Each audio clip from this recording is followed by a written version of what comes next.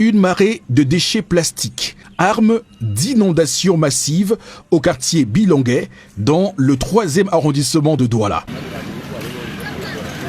Le constat est sans appel, le drain censé évacuer les eaux a cessé de jouer son rôle.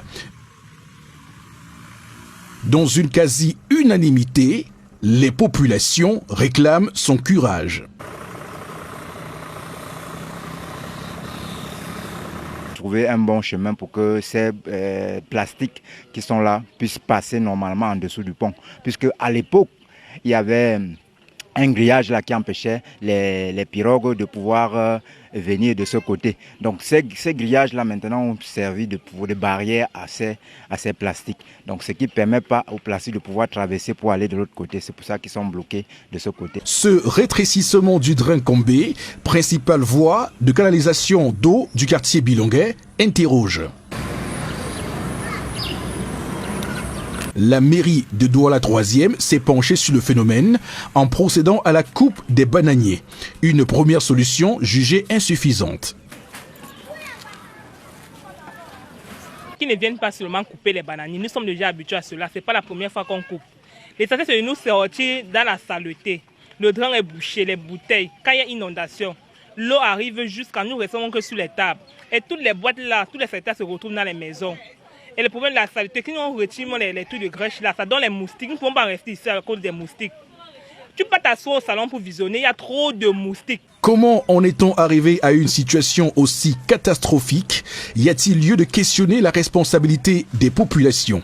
Toujours est-il que il n'est pas important de pouvoir jeter toujours les ordures dans l'eau. Ce n'est pas autorisé. Il faut pouvoir trouver une possibilité que la population soit sensibilisée dans ce sens pour mettre les ordures dans les endroits qui correspondent à cette tâche d'ordure. À Bilongué, je ne crois pas qu'il y a quelqu'un qui a encore construit sur le drain. Notre problème crucial, c'est de drainer, de curer ce drain parce que c'est ça, comme il y a trop plein là. L'eau entre dans les maisons à haut niveau, on ne peut même plus supporter. En cette période de fortes précipitations dans la capitale économique, le maire de Douala 3e a engagé des actions visant à trouver des solutions aux multiples plaintes des populations. Il faut rapidement qu'on reprenne le curage. Il y a des démolitions d'urgence, c'est-à-dire qu'il faut rapidement agir. Parce que si on n'agit pas, à la prochaine pluie, ça va être plus grave. Parce que comme je vous ai dit, il y a déjà des immondices qui sont dans les zones de passage, c'est-à-dire au niveau des infrastructures. Et si à ces immondices, on laisse que des endroits qui sont obstrués, c'est-à-dire des phénomènes entonnoirs continuent, on va avoir une catastrophe.